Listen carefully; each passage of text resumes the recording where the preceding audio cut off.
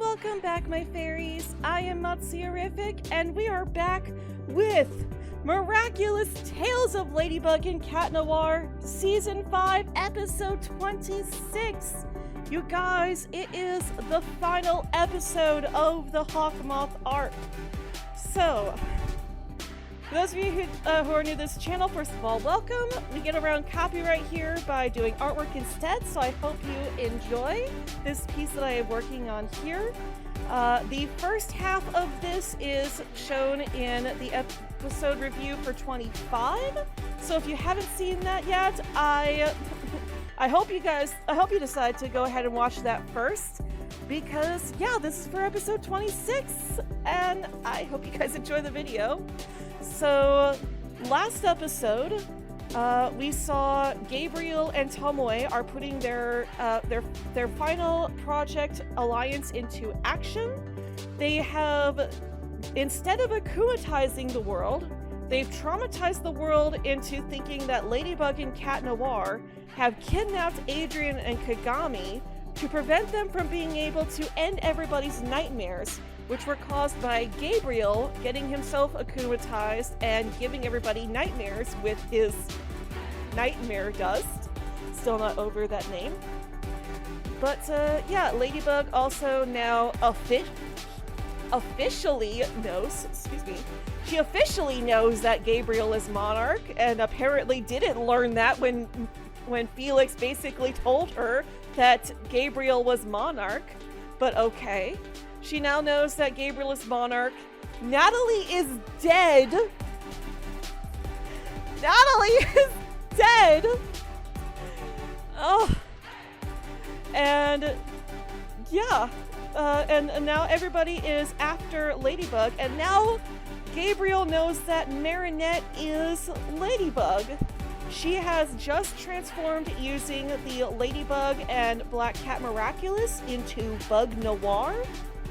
And her friends are also resisting the alliance. Everybody except for Ivan was able to break free and remove their alliances, and now they're trying to free Ivan as well, because everybody who was wearing an alliance used the transformation phrase to transform into soldiers for Monarch, and are now after Ladybug and Cat Noir, tracking them down using the magical charm that Gabriel got from Ladybug, as well as the cataclysm dust from his hand that is fully cataclysmed at this point. Well, almost fully cataclysmed.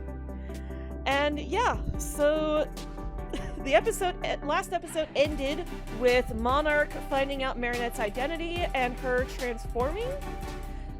We also got to see images of Jess, who is Eagle from the New York special, and also from I still can't remember her name, the girl who was Lady Dragon from the Shanghai special. So there was a spoiler image that was put out of Lady Dragon and Eagle. So I guess we're gonna see them this episode as well. So that's gonna be fun. So hopefully we get confirmation that they were not turned into soldiers, or if they were, then maybe, Alia and the rest of the Resistance will be removing people's alliances and freeing them, which would be the perfect way for Lady Dragon and Eagle to be in Paris, instead of having to find some way across the world. I mean, it'd be a lot easier for Eagle since, her mom is rich, and her mom's girlfriend is also rich, or wife, or whatever it is they are. Anyways, yeah, that's about all we know about the episode. Oh, that, and we also know that Monarch is going to get his wish. So yeah, I'm gonna go ahead and stop rambling and go watch this final episode, and I will be right back. Alright, so this was for sure a pretty big episode. It's a good episode too. Unfortunately, I couldn't get my review done right after watching the episode because the Miraculous.tl website where I watched the episode subtitled was just overwhelmed from so many people trying to watch the episode at once that by the time I finally got done watching the episode, I had to go to work. But that also meant that I could take a moment after getting off to watch the episode again, and came up with a lot more thoughts than when I initially watched the episode. So, well, let's go ahead and get right into it. The episode starts off not quite where we last left off. We actually get a little bit of a flashback we see Lila, who is in the catacombs still. She's watching Alex's show, Live Your Dream, and he's talking to a girl whose dream is to go meet everyone in the world, but she can't really travel because she's stuck in a wheelchair. And just before Alec talks about, how they're going to make her dream come true, he gets the nightmare. And he has this very interesting line that I noticed, which gives us more development for Alec. Because if you watched Wishmaker, in Wishmaker, Alec reveals that when he was younger, he had long curly hair, and he absolutely loved his hair, but people made fun of him for it, so he cut it. And here, when his nightmare kicks in, he says, "No, Dad, please leave.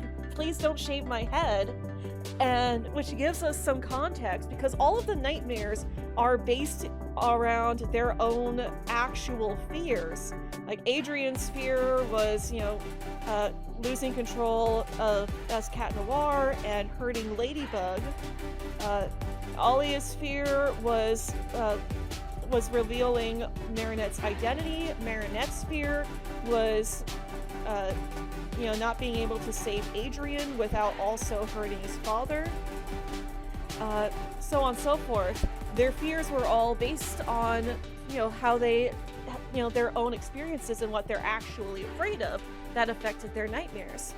So, yeah, that was just one of the things I noticed right away was that, gives a little more context to Wishmaker that I guess his father was also one of the people that made fun of him for his hair and told him that he couldn't have his long curly hair. It's like, that really is a shame though, because in the flashback we saw that he had this beautiful afro, and it's like, he looked good with that big black afro. Much better than he does in this all gold outfit, but yeah, anyways, I still don't like the all gold outfit. It just really clashes with his skin tone. But then we get another news bulletin where Nadia recaps, the illusion that was broadcast to everybody in the last episode of Cat Noir and Ladybug kidnapping Adrian and Kagami, which is kind of funny. You're accusing Cat Noir of kidnapping himself. But, yeah, everyone thinks that they were kidnapped by Ladybug and Cat Noir, aside from the people that are smart enough to realize that it was a trick. And we see another soldier take control of the news broadcast and is like, "We will find Ladybug and Cat Noir, and we will free Adrian and Kagami." And then Lila turns the phone off and she starts putting on her disguise. She puts in some color contacts, a wig, and some glasses. And one thing I noticed is that her outfit, especially when she puts on the helmet, she kind of looks like Faye. I finally remembered her name. It's Faye, Lady Dragon. Because, they both have blue jeans and a black jacket. Lila's shirt is pink. It's a solid color pink, whereas Faye has a pink shirt with white designs on it. But it's still very similar. So especially with the helmet, like she really does look like Faye with glasses. But she gets on a bike and heads off, and they don't really reveal where she's going, but you do see where she's going later. Then we switch over to Monarch and Bug Noir. I wanted to call her Ladybug for a second there. Bug Noir, and he's like, "I should have known that you were Ladybug." And it's like, oh, I managed, like, I came so close to akumatizing you so many times. It's like, yeah, you came close, but just nearly though. And he was like, oh, but it's only because of your luck that you managed to survive. And I love this part. This is the second best part of the episode. Best part is coming up soon. She uses Lucky Charm, and she summons a grand piano. Oh, not a grand piano, but still a friggin' piano, and just drops it on him. I love that. Just drops a piano on him. Like, absolutely loved it. She then uses Lucky Charm again, which then it turns into a pair of handcuffs. And the fight continues, but then we switch again to the Resistance. All of their friends there are trying to free Ivan. They do manage to get Ivan back under control. And Rose just body slams him. It was great. And that's when they figure out, oh yeah, we just destroy the Alliance. And they get Ivan back to normal and then set off to help the rest of Paris. And then we go to Shanghai. And we get to see Marinette's uncle, who has not given in and is fighting the soldiers. And then we get to see Faye as well. We also see Bastille. I love Bastille's just flying around like, not in the menu, not on the menu. A lot of comedy in this, I love it. But then we switch over to Faye, and she is struggling really hard not to give into the fear. But that's when I forget what they're called. They're not Kwamis. But the little magic non-Kwamis that are part of the Prodigious, as well as the actual Kwami of the bracelets, who was the Guardian. And it turns out that her nightmare was of her not being worthy of the Prodigious. Which, they don't go through all of that. They just have her Kwami telling her that, you are worthy of the Prodigious, and then she starts chanting to herself that she is worthy. But that on its own gives us the context we need to know that her nightmare is that she's not worthy of the Prodigious. And I absolutely love that we get to actually focus a little bit on Faye here. And eventually later on we get to focus on the New York heroes as well. So I really love that. So yeah, because of this, and also earlier in the season, we got a glimpse of Lady Dragon, Eagle, and Aeon at the Jubilation Cat Noir Ladybug wedding. So yeah, this officially confirms that the half-canon specials are now fully canon. They are canon. They are required material, so you have to watch those as well. So yeah, So anyways, I also really love that before she transforms, she looks out and sees that Marinette's uncle is being surrounded by the soldiers, and she calls him Uncle Wong. And it's like, oh, she called him Uncle.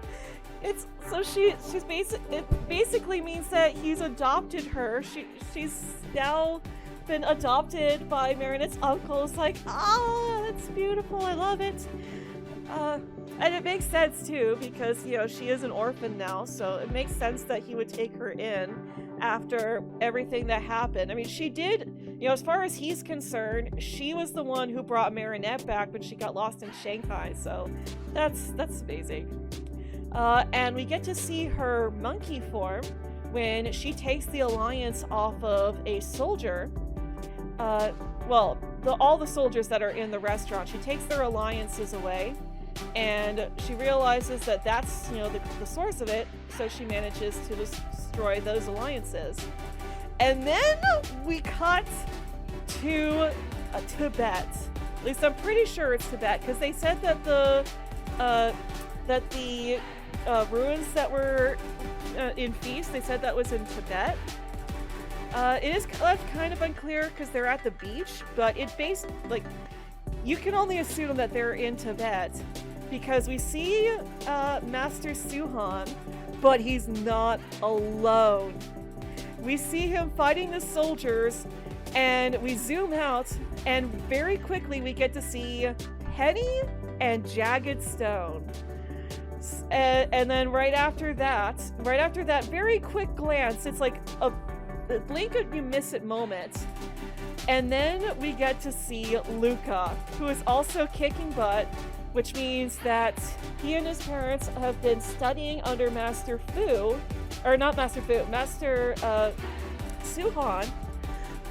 and they're learning Miracu Kung Fu. And they even have Luca using the Viper style. It's like, yes! And that makes so much sense too, that, because they left Paris to protect Luca because he knew Ladybug and Cat Noir's identities. And so that makes so much sense that they would end up with Master Suhan, because, like, yeah, we're doing what we can to help Ladybug and Cat Noir. So he took them in and made them his disciples, and it's like, oh, yes! Plus, since he is actually training them, that means that they get to help him learn about the modern world as well. So they start, so they're fighting off the soldiers, and then Bunnix comes in. Present-day Bunnix says, over here, Ladybug needs your help. And they even ask her, like, I thought you weren't allowed to meddle with the present. She's like, I'm not, but you guys can. So she takes them back to Paris to help out in Paris. And it's like, we get to see Alex again. Also, Fang is also helping out, and I absolutely love it. And then we cut to New York. This is basically just, like, the first part of the episode is basically just gathering the troops and everyone realizing that there's an issue. So then we cut to New York, and at first we see the hot dog guy, the guy who was selling those magical hot dogs and was responsible for the floating Adrianette dance in the moonlight in the New York special. And he's fighting off the soldiers. At first he starts having trouble, but then Majestia comes in and just snags the rings off of people. And it's like, yes, we get so much continuity here. And she hears everybody going, where is Ladybug and Cat Noir? And I love her line, what's with this obsession over the French kids? It's like, yes, because they wouldn't know. They wouldn't know what's going on. But they do know that this has something to do with Paris. And then Aeon comes in, and she notices that there's a magical residual. She senses the same magical frequencies from the rings as she did from the Miraculous. We also get to see Nightwing's new design. So in the New York special, she and Jess came out, were basically like, okay, well, now that Jess, you're going to go ahead and use the Eagle Miraculous and become Eagle from now on. And now that people will know that Sparrow is female, it's like, they might as well know that Nightwing is female too, because they've basically been keeping up this illusion for generations that Nightwing and Sparrow were the original Nightwing and Sparrow, but in reality it was just passing of the gauntlet every generation. But now it's revealed that, Nightwing is also female, so she now has a completely new costume. I absolutely love her new costume. She's purple and gold. So Batman has become Batwoman, although she's Night Owl. And they even confirmed that it is Night Owl as well, because, she and Majestia refer to each other as, as fun. And then we get to see Eagle, who's fighting and is like trying to figure out what exactly is going on. But then she, I think what's going on is, I wasn't actually sure until just now, but I think what's happening is, she's able to free people from the spell because that's the power of the Eagle, is setting people free. Because we see her hitting people with stuff, but I think what's actually going on is she's using the power of her miraculous to free everybody from their nightmare. Like, literally just occurred to me that could be the issue. Because we did see, that they were, she was using something on people first, and then Majestia would come in to destroy the rings. But Aeon, she recognizes the magical signature of the miraculous, which leads the New York heroes to finally decide that they need to go to New York because something is going on in Paris.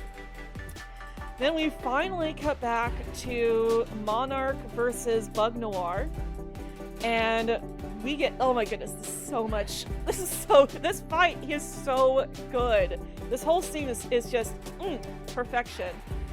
So Bug Noir is, she got her lucky charm earlier, which is a pair of handcuffs. So she handcuffs herself to Monarch, and he uses shelter to protect his rings, but then she cataclysms it. And obviously, she doesn't have to change back every time now because she and Cat Noir are now mentally mature enough to be considered adults, so they don't transform back each time. They get infinite use of their powers. So she cataclysms the shelter to destroy it, but then Monarch is able to push her away and uses it again. It's like, well, who's the fool here? I love this. It's like, you're calling me foolish? Who's the fool? He who has 15 miraculous? Or the girl who has 2 that jumps in recklessly to Monarch's den, as if he knows that she knows who he is, with the 2 miraculous that he wants. I love how he talks like he suspects that she knows that it's him. But it's like, then later on, he gets surprised to find out that she knows who he is. And she's like, no, you're the fool, because you're gonna lose, like always. And then she cataclysms the shelter again and manages to get back the turtle ring.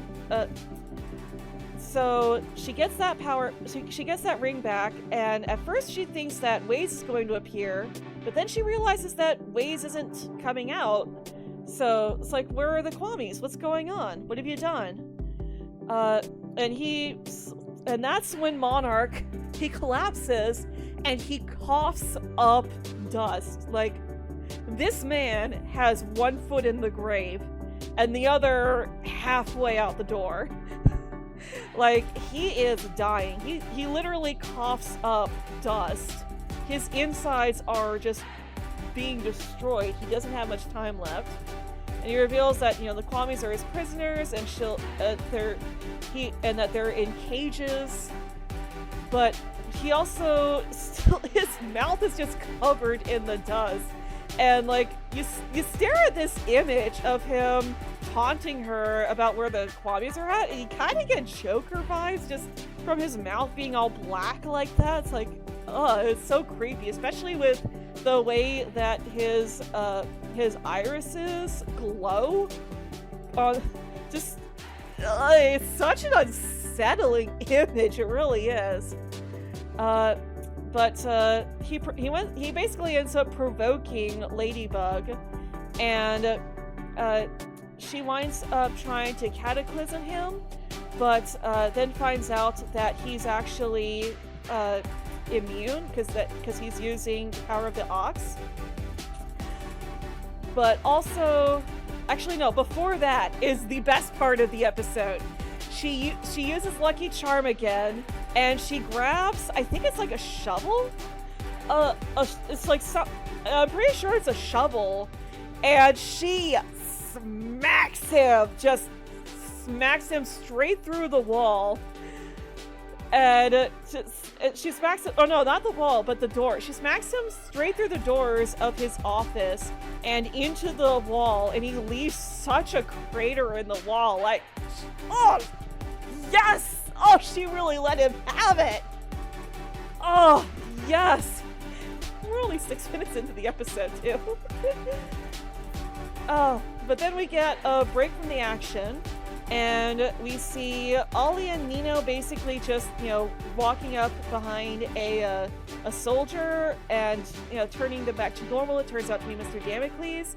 But I also kind of want to talk about this, one thing that I noticed is that Nino's hat is on top of his box. He's hiding inside of a box, but his hat is on top of the box. And when they reveal themselves out, when they get out of the boxes, he still has his hat on. So either that was a second hat that he had on top of the box, or he went out of the box, grabbed his hat, and put it back on before he and Ollie had tackled Mr. Damocles and freed him. But Mr. Damocles then joins the fight, and they go back to the Resistance, and they continue to fight. And then we get a shot of another soldier who's like calling out for Ladybug and Cat Noir, but calls them Red Cockroach and Alley Cat. And the first time I saw this, I was like, oh my gosh, that's Nora, isn't it? It's Alia's sister, Anansi. And then sure enough, Doorman opens up a portal right next to her after she uses the tiger power to split a building in half. And then Doorman opens up a door for Jess, Majestia, and Night Owl to come to Paris. And Jess specifically says, I free you from your nightmares. And now that I'm looking at it again, yes, it is absolutely a feather. So yes, Eagle is using her power of freedom to literally free people of the nightmares. And then Night Owl sends out her bird meringue and destroys the Alliance Ring, which sets Nora free. And then Majestia comes and basically fixes the building that Nora broke. Her and Aeon fix it. And I'm so glad that Aeon is here too. Somebody posted an image on Twitter, and it's very odd that the image never really had any, it wasn't an image from the episode or anything, but the image showed Ladybug, Cat Noir, Eagle, and Lady Dragon, and I noticed that Aeon wasn't a part of it either, but it's really weird that Aeon wasn't in that, but Cat Noir was, even though we don't see Cat Noir till the very, very end of the episode. Spoilers. I mean, I would hope that you've seen this episode already. But this is just something I noticed. It was a bit off. But anyways, we then go back to the fight, and Ladybug, or I keep calling her Ladybug, Bug Noir smacks Monarch again. This time she actually does smack him through the wall of his office. And then she feeds his words back at him from before. I forget which episode it was, but it's the one where he tried to threaten her. Life is like fashion. People only have the illusion of choice. As you said yourself, didn't you, Gabriel Agreste? And that's when he finally realizes, what, you know who I am? How did you know? It's like, dude, you practically told her earlier. Yes, she saw him de-transform before when he was in Natalie's room, but you also practically told her. You taunted her for being foolish, for confronting you in your own lair. And it's like, you just told her that this is your base of operations. This house that she is fighting you in, your house is your base of operations. Like, you practically told her that you were Gabriel Agreste, and you're surprised that she knows you're Gabriel Agreste? Dude. He's like, how did you know? Look, I hear that's one of my superpowers. It's like, I mean, technically, yeah, it was pretty lucky that she was in the right place at the right time. And this is actually where she realizes that he's using the power of the ox. And then she starts having her nightmare again, and Gabriel taunts her again. And that's when she has the idea to cataclysm the floor, to basically drop him into the sanctuary. But then she also falls, and then we fade to black. Then we come back, and we see more of the resistance. They're being chased by the soldiers, and actually getting overwhelmed by the soldiers. But then the New York heroes come in. Oh no, not yet.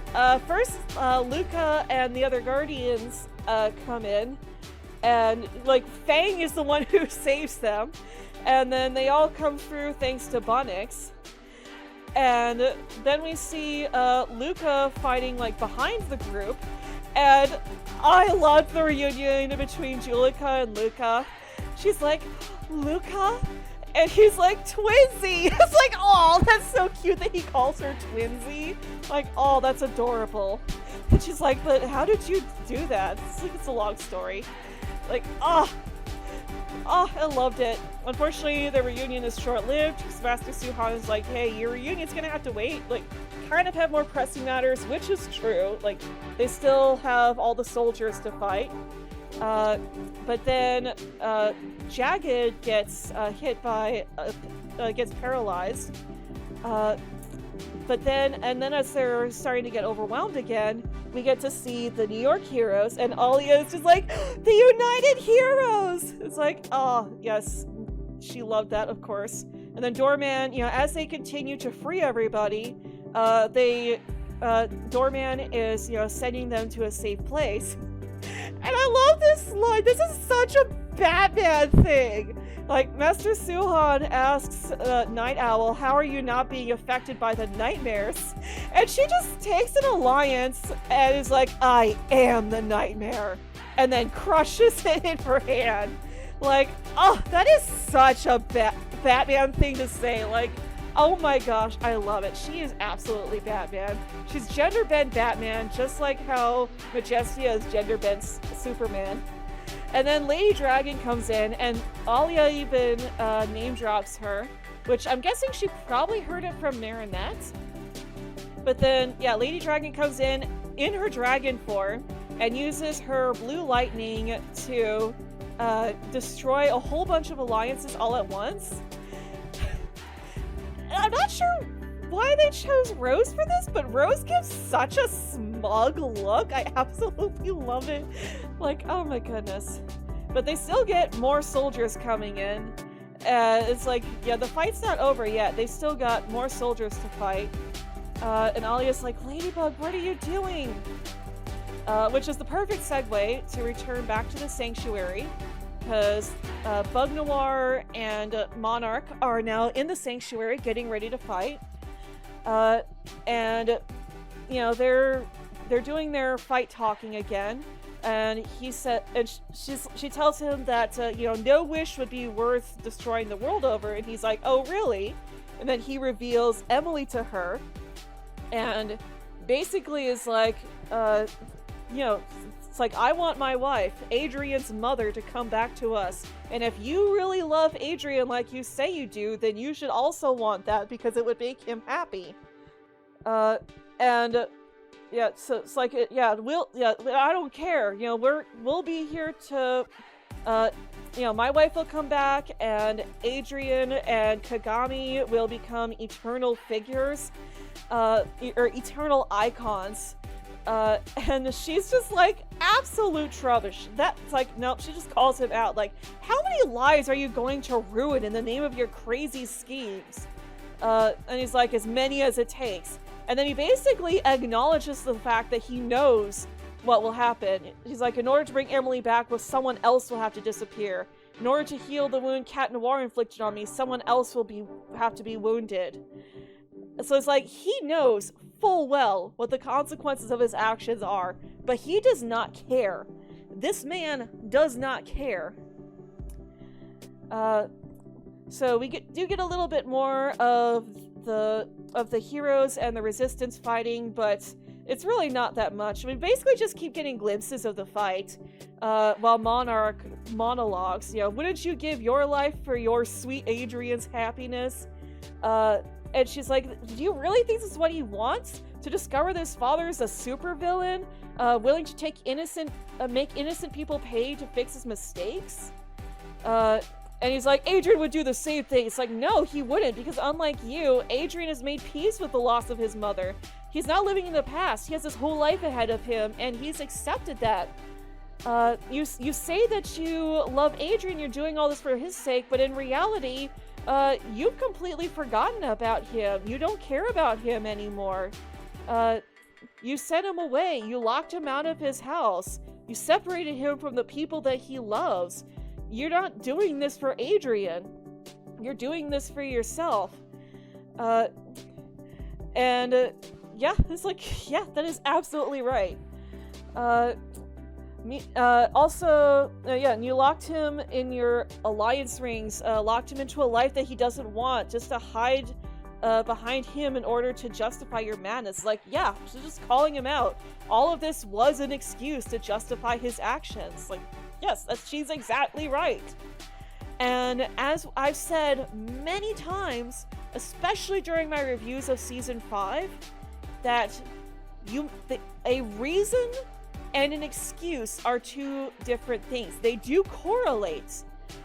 You can have a reason for your actions, but just because you have a reason does not make them excused. Just because you know why you're doing something does not mean you're excused for doing it. Marinette having a reason for stalking Adrian does not excuse the fact that she stalked him. It does not change the fact that her actions were wrong. Chloe abusing her peers and her father, that was a result of her mother's abuse towards her. That was the reason, but it did not excuse her actions. And this right here, it plays into that. You know, you have your reasons, but it doesn't justify it. It doesn't excuse you for doing these things, for hurting people like you are. And it's like, yes, exactly. Just preach. But then we finally get one last glimpse of what else is going on during the fight. And we see Lila approaching the house. She uses the laptop she stole from Tomoe to open the gates and unlock the house. And she goes in and she basically just watches the fight. Which, honestly, now that I'm thinking about it, okay, I need to try to come back to this later, because this is more something for, like, the end of the episode, but, that actually just had me thinking of something, because it's like, she was watching them, then did she see Marinette? Anyways, but, yeah, so he uses, she uses her stick to basically escape from him to get into a safe spot so she could try to gather her thoughts, which he then, sabotages. He uses Voyage to, underneath of the stick so that, it brings her back down to his level so he can attack her. But she still has the ability to look around herself and figure out a plan. So she grabs a piece of of Emily's coffin from when she was slammed into it earlier, which is in the shape of a boomerang. She gets a Lucky Charm, which is a bottle of glue. She puts some glue onto the boomerang, ties it to her yo-yo, throws it at Emily, which she knows that he's going to stop it. And which he does. He uses Voyage to go over to Emily and catch the boomerang, which has the glue on it and sticks to the rings. So then Bug Noir cataclysms the elevator and to get Monarch's hands occupied so that she can throw her stick and knock the Butterfly Miraculous off of him. It then teeters on the edge and falls into the water. And at first, Gabriel tries to call out to Nuru and tells him to bring the Miraculous back to him. But then Bug Noir is like, oh no, I'm still the Guardian, and the Guardian just took the Miraculous of the Butterfly back from you. The power's no longer yours. And it's like kind of vague, but I think what she means is that because she, as the Guardian, was the one to remove his Miraculous, that means that he no longer has power over Nuru. It's left kind of vague, but I think that's actually what she means, that he no longer has the power to order Nuru to do anything.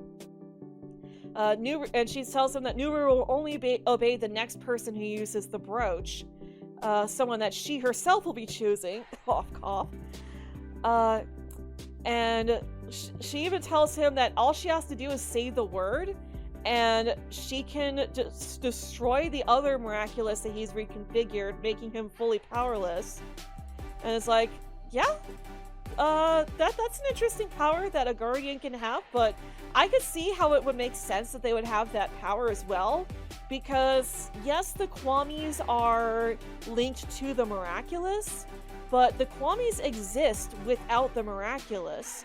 Not only did Tiki mention this in the second Kwami's Choice episode, that Plague still exists, but that his connection to the physical plane was severed when he cataclysmed his miraculous. But we also learned about that in the miraculous comic as well. That, the Kwamis existed long before the miraculous, but then a mage created the miraculous so that the Kwamis could interact with the physical plane. So if she were to destroy the miraculous like that, the Kwamis would be fine. So yeah, it makes sense that they would have the ability to do this. And she's like, yeah, the Kwamis would be free, and then thanks to my magical ladybugs, I could just repair the chaos that you've created. It's like, yeah, that's actually really smart of her. It's like, yeah. So the Kwamis would be fine if she did do that. And she just like, checkmate. Everything would go back to normal, but then she gets a bit more gentle, and this is where she pulls out one of Marinette's best strengths, which is her compassion for others. And she gets a lot more gentle with him and says, except you will only have a few hours left to live. And so does Natalie, who is also a victim of your madness. And that's the sad truth, because that, her power cannot save them. So if he really does care about Adrian's happiness, like he said earlier, then yeah, they should work together because they want the same thing, to make Adrian happy. And then she plays the video that Emily left, because Natalie showed her the phone last episode. And she plays Emily's video to Natalie, talking about how she accepts this. Gabriel didn't force her to do any of this, and she accepts her fate, but that she hopes that one day he'll be able to accept that as well, because she doesn't want someone else to have their life stolen to save her. She tells Natalie that she needs to continue to be happy, and that as long as Adrian has Natalie and his father, he'll continue to be happy as well. He'll have the love he needs to be happy, especially if Gabriel gives up on his madness and decides to move on without her. And then Marinette basically is like, yeah, that's what happened. Adrian learned how to live. He moved on. He built his own happiness, but he still cherishes his mother, and she would be proud of him. It's like, I love this eulogy, because then Gabriel starts crying about how much he loves Emily and how a part of his world just died that day, the day that he lost her. And he reminisces. We get these little sketches of Emily with baby Adrian. He's like, oh, she looked so happy when I gave her Adrian to hold for the first time, and he was our miracle child that we thought we would never be able to have. And it's like, oh, this little eulogy he has towards Adrian and Emily is just so perfect, so well done. But yeah, and then he finally admits that that Emily was right. Adrian wasn't alone because he had his father and Natalie. But then he looks at his hand and his finger crumbles. And that's when he realizes that he really doesn't have any time left, and that when he is gone and Natalie is gone, Adrian will have nobody. And Bug Noir tells him that if we work together, we can make this right. And that's when he gets the crazy comes back to Gabriel. He's like, that's right, you have the miraculous. You always come up with impossible solutions. You could make the wish. you could make the perfect wish. And she's like, no, I'm sorry, I'm not perfect. I love this. I love her saying that she is not perfect. Because this is basically the show saying, no, she is not perfect. This is the writers telling us, no, we don't see her as perfect. We don't want her to be perfect. Marinette herself admits with her own mouth that she is not perfect. And she says that, she talks about how, every time the power is used for personal gain, it causes a disaster. And that even she herself could not make a wish that would prevent a disaster. The only way to make the best possible outcome is for them to work out a solution with their own power that they themselves can do. And it's like, that is such a good message. Like, not even just for Miraculous, but just as on its own. The message that it's up to us to be able to make the world that we want to make. And that we shouldn't be relying on magical powers or some easy one-shot scheme where all it takes is, this one miracle scheme to solve all your problems. That doesn't work. That doesn't exist. The perfect solution does not exist. But it's up to us to make the best of our situations and to do our best to make the world the best place that we can make it. And that is such a great message. I absolutely love that message that they, that is so good. I absolutely love that message. And Gabriel even nods, and Marinette is like, okay, so, I've de-escalated this situation, we're done here. And she de-transforms and just stands up and holds her hand out to help Gabriel up. But then the Kwamis are like, no, Marinette, don't trust him, you shouldn't do that. He's going to betray you, don't trust him. And then sure enough, he grabs her hand and then activates Venom and paralyzes her, which allows him to take the Miraculous away from her, puts everything in, he puts on her earrings and the ring, and he proceeds. So, he tells Tiki and Plague to take on their true forms. And this was actually hinted at back in the episode back in the season 4 episode, where we got to see where Tiki went crazy because she had the King's Goulet and just absolutely loved it and wanted more, and she used Lucky Charm to create her own giant Goulet, and we got to see a glimpse of her true form. But here we get to see her full proper true form, as well as Plague's. And I love how Plague's is missing. Plague's form is just missing pieces. It's such a good design for, basically the deity of destruction. His body looks like it's been partially destroyed. That's so good. And then Tiki has this bug-like design where she's got 4 arms and 6 wings, and her spots are glowing. But she's also got these black leggings. Oh my goodness, I kind of want to cosplay this. This is such a good design. Oh, that would be so great to be able to cosplay these. But they reveal their true forms, and then Gabriel says for Gimme to reveal themselves. And then Tiki and Plague take hold of each other's hands. Tiki only has 4 arms, Plague actually has 6 arms, which I find interesting. So they merge together and create and form this pink-like being, who's, she's insect-like, but she's very ethereal. And Gimme is basically just everything. She is everything that exists. Well, I guess we should use they, them, because they're a combination of Tiki and Plague, but they say that Because when Tiki shows off her true form, she says that, you know, I am everything that could be and everything that will be. And Plaga is everything that has been and everything that will no longer be.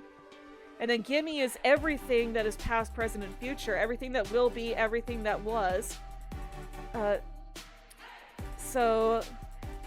Marinette tries to stop the wish, but she cannot get through. And then Gabriel drops the rest of the miraculous rings.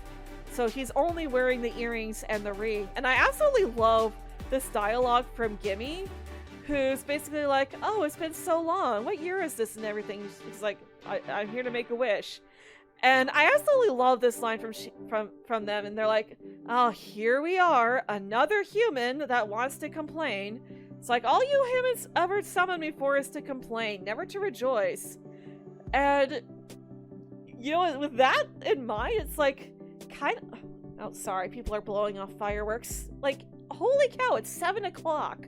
Really? You can't even see them yet. Anyways, I love that she's like, or they're like, oh my gosh, all you people ever do all ever summon me for is to complain. And it's like, how sad of an existence is that? Like, you only exist when people are dissatisfied with the world that you created and want you to change it. Like, dang. But they're like, fine, you know, do what you want. What do you want? Eternal life? Wealth? You want me to turn peas red? You want me to turn peas red? I love that as an analogy as well. It's like, because there will be a sacrifice. So if I turn garden peas red, then strawberries will have to turn green.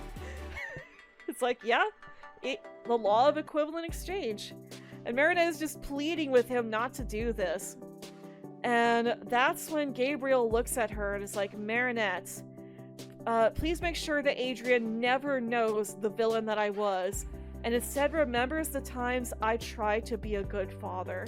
It's like, oh, my heart.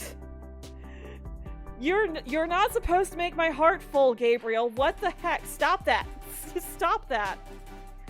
Then he turns to Gimme, but doesn't actually say what his wish was. And I do have a theory, but I'll get to that in a minute. Gimme asks, what's your wish? And he says, read my heart. And they say, what do you sacrifice? And he says, read my soul. So be it. And that's when Emily and Gabriel start glowing and floating. And then Gabriel hugs Emily, and he's just smiling from ear to ear the entire time. And he hugs Emily. The miraculous drop from him, and they basically become one. Like, I think they just disappear, and it's like, oh my goodness, like, they're together. It's like, oh, this was his wish. I'm pretty sure that this was his wish, was for him to always be together with Emily. So the entire universe gets destroyed and recreated, but really the only thing that happens is that Gabriel is gone and someone else basically takes his place. And we will see in a minute who that is. We then flash forward to the end of summer. This whole battle took place at the beginning of summer, and now we're at the end of summer. And we see Marinette, she just leans over Adrian, and then he wakes up. So I guess he was taking a nap and she woke him up. And they're having a pool party at Adrian's house. And we get to see everybody hanging out and having fun. Alex and Nathaniel are doing wall art on the stone wall. Max and Kim are playing with Fang in the pool, while Jagged and Luca are playing the guitar. Sabrina is playing soccer with Mark, and Penny and Markov are having a conversation. I absolutely love that Sabrina gets to have friends now. She's friends now. She gets to be around people that love her and want to be around her. It's like, yes. Also, Sabrina and Mark are the only ones from their class who aren't wearing swimsuits. Well, no, Luca's not wearing one either. Luca's still wearing his Guardian outfit. Same with Jagan and Penny, and of course, Master Suhan is just doing a handstand. I guess that's his form of having fun. Kagami and Felix are also at the pool in their swimsuits, and Kagami is drawing, and they're having fun. And then we see Natalie, who is back to normal, and she's talking with someone. Now, I've seen someone, my friend Dem said that he saw people on Reddit talking about how in the scripts or whatever that this is actually supposed to be Emily. I don't think this is Emily. I think this is actually Amelie, because she's wearing a pink and black outfit, and black has always been associated with Amelie, whereas white is associated with Emily. And I honestly think that it was Gabriel's wish. This is where I'll talk about that. My theory is that Gabriel's wish was to take on the effects of using the broken Peacock Miraculous that was slowly killing Natalie. Someone said that Natalie was actually not dead, that she was actually in a coma, which, you know, does make sense if that's what was going on with Emily as well. That Gabriel took on the effects of using the Peacock Miraculous. I think that's my theory as to what happened, is that he took the effects of using the Peacock Miraculous from Natalie so that she could continue to live on and take care of Adrian. And I really do think this is Amelie and not Emily. I guess we'll find out later whether episode 27 takes place after season 5, or the upcoming special, if that takes place after season 5. We'll find out in one of those, I'm sure, if this actually is Emily, or if it's just Amelie, you know, just having fun and being here with her son. Because it would make sense for this to be Amelie. I think it makes a lot more sense for it to be Amelie than Emily, but we'll see. But Natalie is back, she's alive, she's here.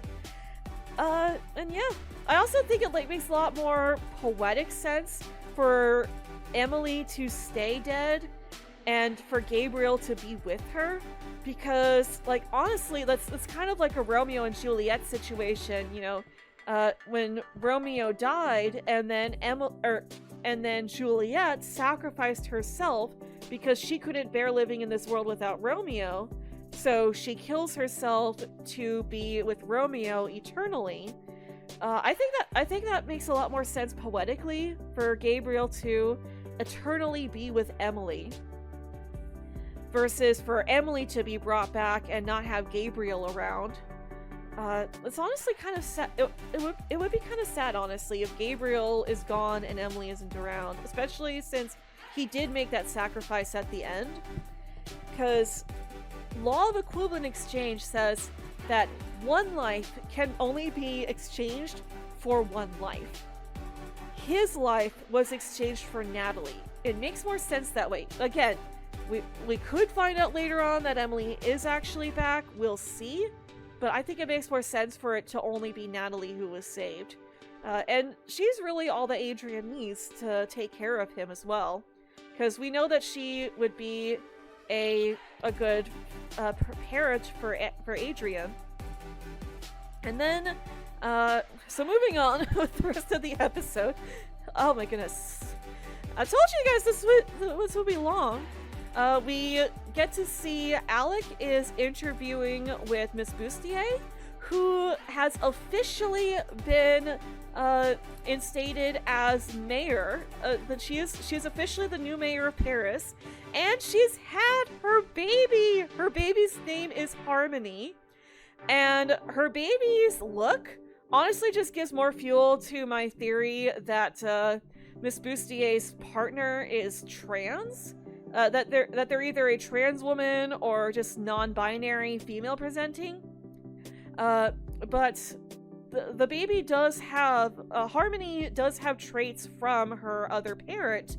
So it's like, oh my goodness, that makes so much sense for her parent to be either trans or non-binary, born male. because that means that they would still be able to have this biological child who looks like both of her parents. It's like, oh, yes, I love it. Representation. It's like, more of this. It's like, you guys can have a queer married couple with one of the partners being transgender, but you're still continuing to queerbait us with Jula Rose and Marcaniel. Confirm them already! Season 6! Make it happen! But anyways, he's interviewing Miss Bustier, and reveals that, it's the end of the season, and Miss Bustier, they actually mentioned this in episode 23, that Miss Bustier was, it was part of her platform that, she would work towards a more green Paris, taking a lot of Milan and Ivan's ideas, and just make Paris a lot more economically green. So, she planted so many trees and added so many trains and stuff, making everything a lot more green, removing the needs of cars and wrappers, and just, a lot more recycling. And then we get the reveal that they took all of the alliance rings and melted them down to create the statue of Gabriel, which we find out later is because Marinette Ladybug decided to honor Gabriel's last wish of ensuring that Adrian would never find out that his father was Monarch. So she basically tells everyone that Gabriel sacrificed himself to help her defeat Monarch, which in a way is technically true, because he did sacrifice himself, and in that sacrifice, Monarch was defeated. But anyways, so they now have this silver statue dedicated to Gabriel, and Tomoe has this line that honestly has me a little bit concerned. She says that, she calls Gabriel a hero, and she says, it's his legacy that I will continue to carry on, which I can't help but wonder if that has a hidden meaning, that she is going to continue his work. We will see. Because, it's possible that Natalie might have talked to Tomoe and told her, hey, this is what happened according to Ladybug, this is what really happened, and this was Gabriel's true wish. But she could also have decided that she wants to continue acting as a supervillain, trying to get the miraculous, because she did say that she had her own wish that she wanted granted, but we never found out what her wish was. But anyways, moving on, we then find out that Miss Bustier has created a nude school, which honestly I wish I could have gone to a school like this. It's a school for all ages, without grades, and you get access to so many different materials where you can try out so many things and learn the skills that you actually need to realize what you want to do with your life. And learn the skills that you would need for whatever it is you decide you want to do. So basically providing the tools to allow kids to, try out different things and figure out for themselves what it is they want to do, which I think is great, especially for Adrian, because he's never had that before. I'm really hoping that that's the school that everyone's going to be attending in season 6. I still hold true to my headcanon that Adrian's going to become a therapist. I would love that. I really would. But anyways, so yeah, she talks a bit more about that school, how, the goal is to, help children to shine. And then we cut back to the party for just a second, just to see everybody cheering for Miss Bustier, or I guess Mayor Bustier. And then we get Adrian and Marinette. And the two have gotten dressed, and they're sitting in the garden. And Adrian is just, playing around with the twin rings. They've been joined back together, and he says that Ladybug gave it to him. And that's where we find out what Ladybug said, that, how his father helped her to defeat Monarch at the risk of his own life. And we hear Adrian saying, I don't know how I'm ever gonna be like him. It's like, yeah, well, I mean, that was technically his wish, was that Marinette not remember him for the evil person he was, but for the good father he tried to be. It's like, he wasn't a good father, but like, there were some moments, but for the most part, he was just a really bad dad. But anyways, she honored that wish, and it's like, and it makes sense too, because A, it was his final wish, and B, she loves Adrian, and allowing him to have this happiness, allowing him to be happy knowing that his father loved him and believing his father to be a good person would make him so much happier than questioning for the rest of his life if his father actually loved him and only remembering him for the monster he became.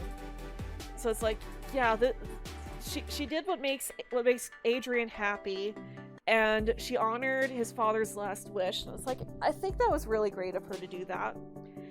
So she tells him that he doesn't need to be like Gabriel, that he just needs to be himself, as she puts the rings on his finger. And it's like, oh, that's so symbolic. It's like, yeah, now he is actually free. And she even tells him, you're the only one who can decide what you make your life. And he tells her, you always find the right words. When I'm with you, I just feel so free. And it's like, he even says he feels so free. It's like, yeah, that's because he is free. He is finally free. My son is finally free. My boy, he can finally be happy. And they both say I love you at the exact same time. They are blushing like crazy. And then they finally have their kiss. Like, technically this is not their first kiss. It's not even their first Adrianette kiss, because they had their first kiss at the airport, but they were split apart. This is their first true, real kiss, where they get to just be themselves and be together and be happy. And I think that's the perfect way to end this arc. And had the Miraculous not gotten renewed for another couple of seasons, this would have been the end of the series, and I think this would have been a great way to end the series. But then we cut to Marinette, who's listening to this broadcast, and they explain a bit more of the explanation of the magic ladybugs covering the entire planet to repair everything, which frees everyone from the nightmare, which makes sense. So everyone has been freed from the nightmare thanks to her miraculous ladybugs. And we also see Marinette with pages of the grimoire, but also a whole bunch of other pages that with her own writing and stuff. And we see a whole bunch of the mini miracle boxes and a bunch of crafting material, like jewelry, like jeweler's tools and everything. Master Suhan and Alia are watching over her, and the Kwamis then rejoice and they start hugging the miracle boxes, which at first I was just like, oh, she's making the new miracle boxes, but then we find out later that she actually remade the Miraculous. So now the Miraculous are back in their original states. She basically just recreated the jewels, and now the Kwamis all get to have their Miraculous back, but Nuru is gone. And then like you notice at first that Nuru is missing, but then Marinette then opens up one box and Alia turns off the news broadcast and they all look sad. And that's when Master Suhan reveals that they weren't able to recover the butterfly Miraculous. And Marinette's like, after the wish, all I could find were the double wedding rings, the Miraculous that Monarch reconfigured, and mine and hers, and the Cat Miraculous. But even transforming into Aqua Bug and searching underneath of the water, she still couldn't find them. And that was honestly what I was thinking when the brooch first fell into the water, that she could just turn into Aqua Bug and go and recover that whenever she wanted. And it's at this moment that I realized what happened. Lila was there. She was watching the fight from up above. But we see her walk into the house and then we never see her again. And that's when I realized that she waited until the time is right, dove into the water, and stole the butterfly miraculous. Which is further evidence that she is the future Hawkmoth. Because we saw in Time Tagger that there was going to be another Hawkmoth in the future who would be after Ladybug and Cat Noir's Miraculous. So we know that there is going to be another Hawkmoth in the future. And they hinted towards it being Lila. So this actually confirms that Lila is the future Hawkmoth. They talk about it a little bit more, and Marinette talks about, whenever the Butterfly Miraculous does reappear, we'll be ready. And she talks about how when Monarch got her yo-yo, that gave him access to all of the Miraculous at once. And she realized that keeping all the Miraculous in one place was dangerous. And that the only real way to protect them was to go ahead and hand out the Miraculous. So she gives the Miraculous out to the other holders, to the original holders that she gave them to. So everybody has their Miraculouses now, and they are now permanent holders, all of them. Yes, unfortunately that means Nino. Hopefully he keeps his mouth shut from now on, and doesn't tell everybody in the world that he's Carapace. Seriously, that might not have been the best idea of giving it back to him, because he's already proven that he's terrible with this. But then we finally get Cat Noir back, and he joins Ladybug, and then the rest of the heroes join them too. And we also get to see Argos as well, him and Bunnix. So they're both back. We also see everybody has their Miraculouses back, which is right there, tells you that that's what Marinette was doing. She was remaking the Miraculous. And we can actually see everybody's Miraculouses too. I mean, not everybody's, because not everybody's is visible in the panning shot that they do, but we do get to see that King Monkey has his headband. I forget her hero name, but Sabrina has her necklace. We get to see that Reina Rouge has her necklace, and there's a quick shot where you can see that Carapace has his bracelet, Pegasus has his glasses, Minotauro has his nose ring. They all have their Miraculous, and honestly I have to wonder how they're gonna hide some of these, because like Juleka, Ivan, Zoe, and Nathaniel, their Miraculouses are pretty easy to spot. Same for Kim.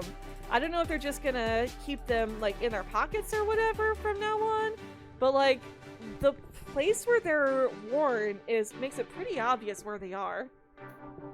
But anyways, we then get one final group shot of all of the Miraculous heroes, and I swear this would make such a good thumbnail, or not thumbnail, such a good desktop image.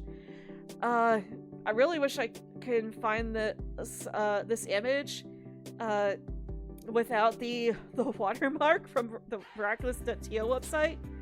But yeah, like that would make such a good wallpaper. But yeah, we finally get to see all of the Miraculous holders all together. The only one that's missing is a butterfly holder. It's like so sad that Nuru is still lost. Nuru still doesn't get to reunite with all of his friends, and I'm so sad about that. Because like I imagine that Dusu at least was able to reunite with everybody. Obviously Marinette is allowing Felix to continue using the Miraculous, but yeah, like that's it. So yeah.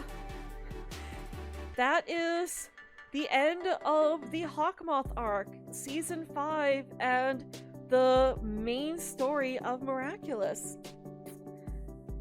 Such a good ending. I really enjoyed it. I'm gonna go ahead and end this here, because this is an hour long. Oh my goodness. So thank you guys for watching. If you enjoyed this video, be sure to leave a like, comment down below, and subscribe for more videos from me. We do all sorts of fun stuff on this channel, including playing video games, we do art, and also sometimes talk about cartoons and anime. So if you enjoy this stuff, then be sure to ring that bell icon and never miss a video. Thank you guys for watching, and as always, I hope you all have a very magical day.